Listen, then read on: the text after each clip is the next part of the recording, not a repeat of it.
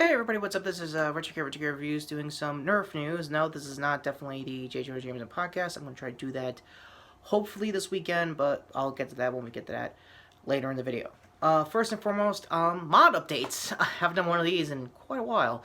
I modded not one, but two blasters. Well, they're ARs. The Magnus thanks to Captain Xavier's Monday mod tips. I highly recommend that. Card 2. Sorry. Link above for the video. And for the Fortnite, damn it, I forgot the SBR. I think that was the original name for this blaster. Actually, it was a lot easier than it looked. All thanks to a Vice my late father gave me before he passed these last couple of weeks. In case anyone needs to know, chronologically speaking.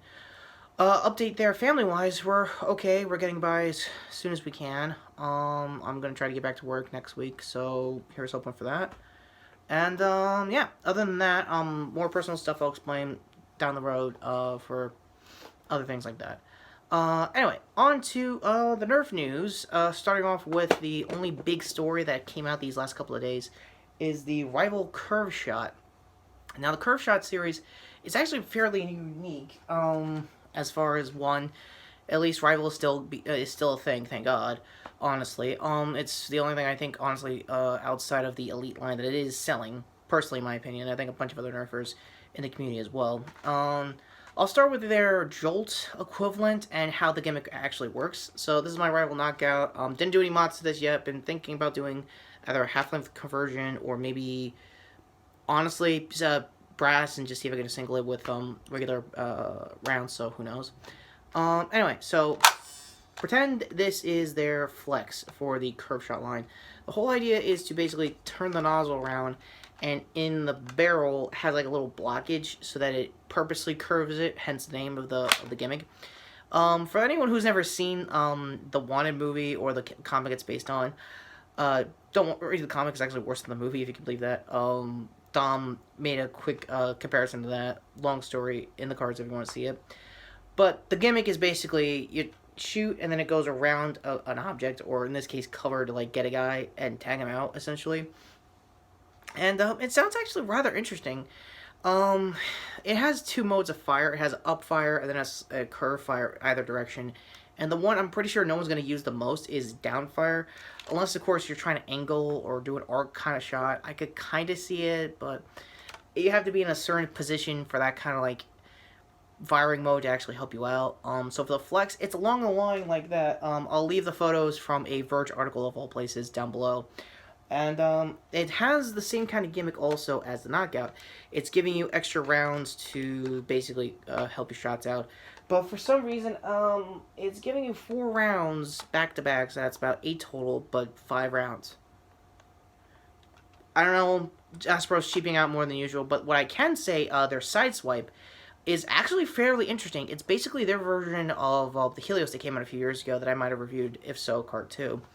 It still has a omni-adaptable bolt. What that basically means is like you can twist it out and put it on either hand if you're either righty or lefty, which is actually really good. Helps it being ambidextrous and stuff. And it still has the gimmick of curving the shots, but I think that has the more longevity to be reconverted into something else, like maybe half lengths or something along those lines. I don't see shotgun potential, but it has some. The price range are all fairly good. I think the flex is like $15. If I have to reread that after this recording, I'll update that in the description. I think the Sideswipe is actually a cool under par like $25 to $30 range, which is actually really good for the Rival series because they usually go upward. Now the blaster that I am actually more interested to find out, if I can find it in time.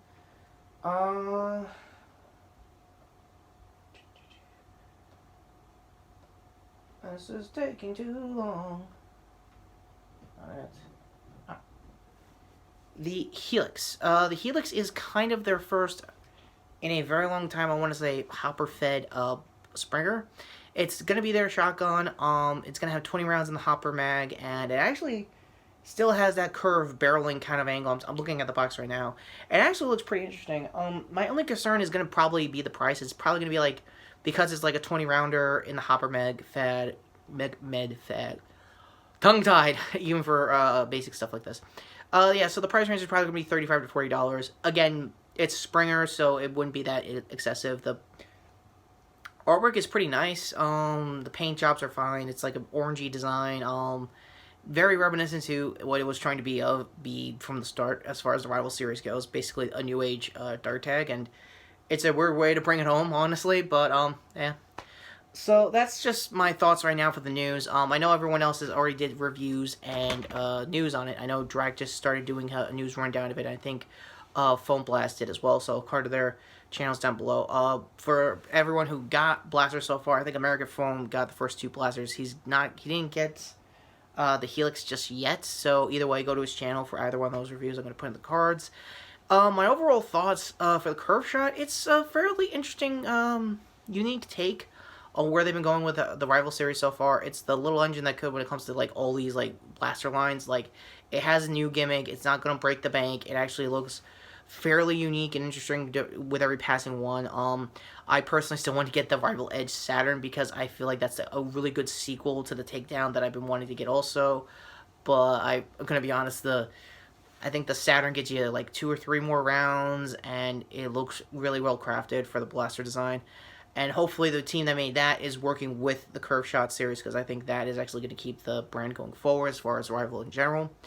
Normally this will be the part where I start counting down to Toy Fair related news, but since COVID and everything has changed how this kind of marketing would work from the last year to now, I'm going to wait out until there's like a virtual version of Toy Fair so I can get an idea of multiple brands as a whole. So with that all being said, that's it for the news, because again, COVID, but as far as 2021 blasters look so far for the Rival series, it's kind of interesting. I might review 1 or 2 of them, who knows. Yeah, that all being said, end card's finally coming up on this really brisk but short news. End card here for my previous review. I forgot. Oh, it was my react to Godzilla vs. Kong. Other hand here to my Mortal Kombat news. And I know there was some extra new footage that came out on another HBO Max trailer, but it's not much. I'm waiting for a full trailer like everyone else. I think it's going to come out hopefully next month, somewhere in mid-February. Again, fingers crossed on that.